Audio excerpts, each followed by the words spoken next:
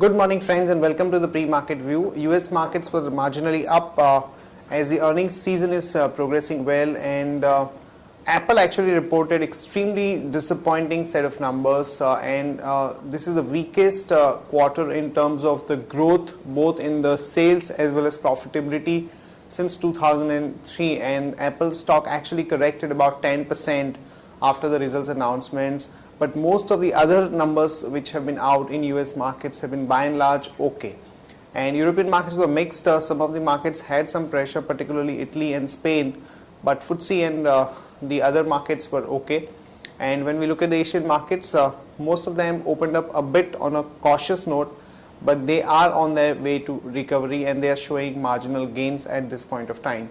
In terms of flows, we have the same trend. The FIs were net buyers in the cash market to the tune of about 803 odd crore, whereas the domestic institutions were sellers to the tune of about 862 odd crore.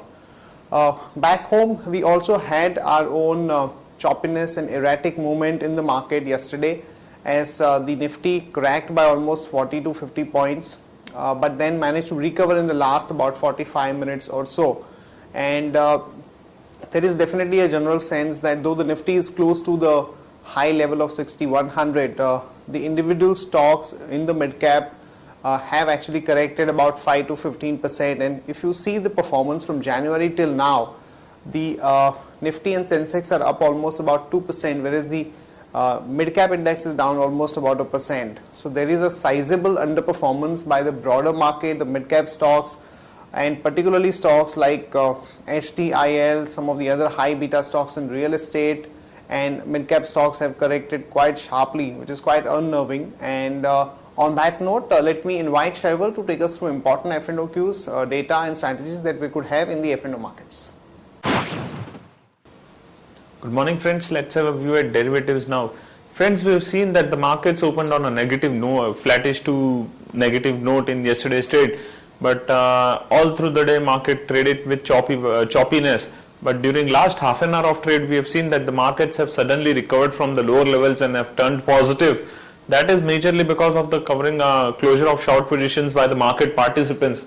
Now, talking about the PCR ratio, it's still hovering around the mark of is still hovering between the mark of 1.10 and 1.17. And if we have also seen that the implied volatility has decreased marginally. Now, talking about the strikes, we have seen that 6,000 put option and 6,100 call option has underwent reduction, but both these strikes respectively on the call as well as put side has good amount of open interest, so we cannot neglect that. Whereas 5,900 put option has added a good amount of open interest, and on high side 6,200 and 6,300 call option has witnessed a good activity. We've been seeing that the market has got stuck in this range of 6,000 and 6,100 from past couple of trading sessions, and we've also seen that markets have yesterday taken support around 6050 odd levels, which is a weekly VWAP, and has bounced back sharply. So this would this level on closing basis would act as a good support for the market, as well as we are trading above the VWAP, a bias for the market is positive, and we feel that the buying would continue to emerge at lower levels. From intraday perspective, we have identified 3 stocks. Pantaloon is looking positive. We have given 4-star rating, and one can maintain a stop loss of 258 rupees 10 paisa.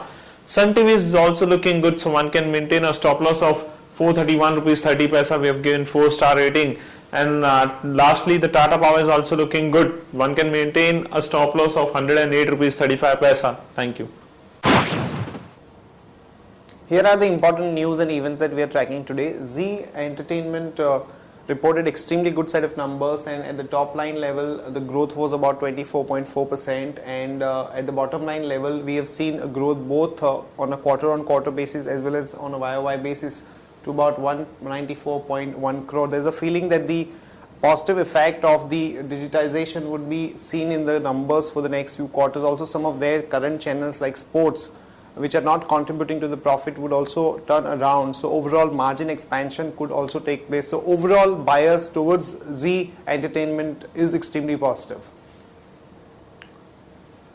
Some positive news for the telecom companies, but for the consumers, they will have to be prepared to pay a higher price on their mobile bills to the tune of anywhere from about 20 to 30%, as most of the mobile companies like Bharti and Idea in particular have indicated that they would do away with the discount and the freebies, and there's going to be a marginal increase in the base rate as well.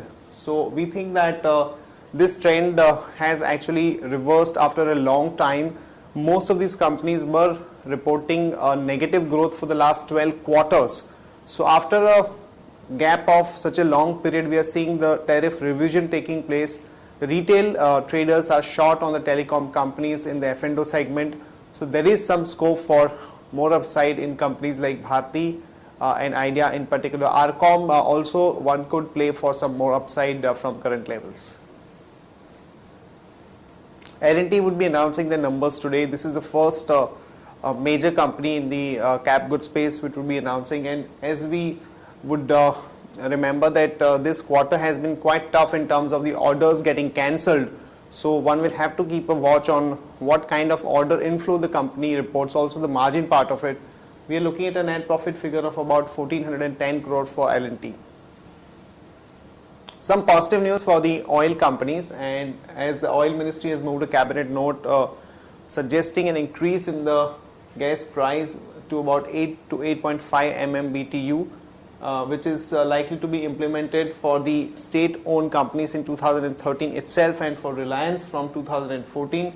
Also, they want this price to be implemented for the domestically produced gas in 2013, which is a big positive for companies like ONGC, Oil India, Cain India and Reliance Industries, and the biggest beneficiary is ONGC.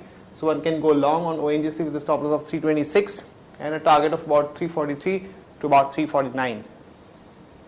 Some positive news for Deepak Fertilizer, as the company has entered into a tie-up with an African company for the acquisition of one of its key raw material. So one can go long on Deepak Fertilizer with a stop loss of 119.5 and a target of about 126 to about 128.